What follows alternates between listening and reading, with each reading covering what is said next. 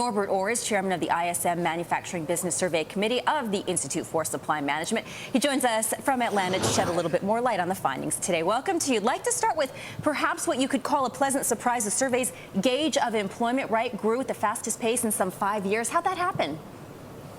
Well, I think it's just this part of the cycle, Lori, where manufacturers reduced payrolls when they had to. Now they're seeing business start to grow again, and so they're willing to invest in employees. Typically, the way it works is they try to improve output per man hour. Once that runs its course, we see temp employees, which is probably a lot of what we're seeing right now, and then ultimately that turns into permanent jobs. But it's certainly a good sign at this point. Now, I guess the key question is, are these trends manufacturers willing and more comfortable and confident in hiring? Will they continue? Yeah, I don't think there's any doubt about that. What we saw in 2009 is if they had an opening, they wouldn't fill it. And I think what we're seeing now is if there is an opening or an opportunity, they go ahead and act on it, much more likely to do so now. So will this translate into a payrolls increase? Of course, we're getting the next jobs report for the prior month on Friday. That may be premature for it to do that. This just says there's movement. We've seen movement for 3 months. I think manufacturers will be very slow to add to payroll.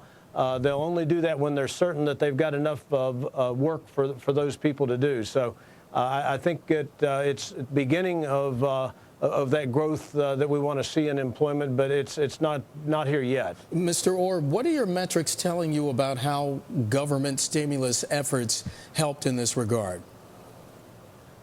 We really can't break that out based on the way that we do our survey. My sense is that the stimulus has had some impact in doing that.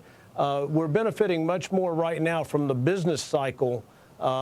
It's just that employment was reduced, inventories were reduced, production facilities were closed in, and they started a new baseline of growth, and that's what we're benefiting from now is that efficiency and the productivity. Will that efficiency, in your opinion, continue as we go forward?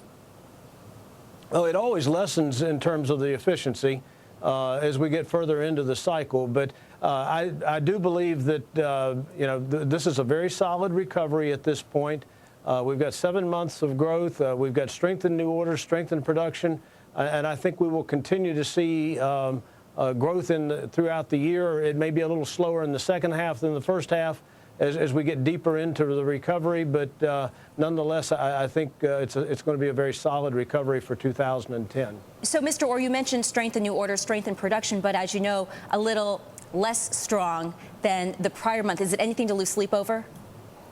No, I don't think so, because, again, month-over-month comparison is when we look at February to January, not quite as strong, but January was a very strong month. The historical comparison for a 56.5, which was this month's index, would be equal to about a 4.9% growth in GDP, and certainly that would be an attractive rate for us to achieve. And what were some of the most striking comments as we round out our interview with you from your survey respondents?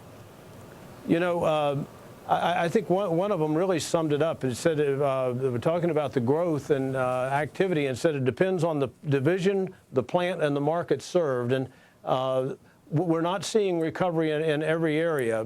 We saw 11 industries reporting growth in February. 13 were reporting growth in January. So there's still some industries. Take the wood products industry, for instance. We're not really seeing growth in those sectors, so there's room for other industries to participate.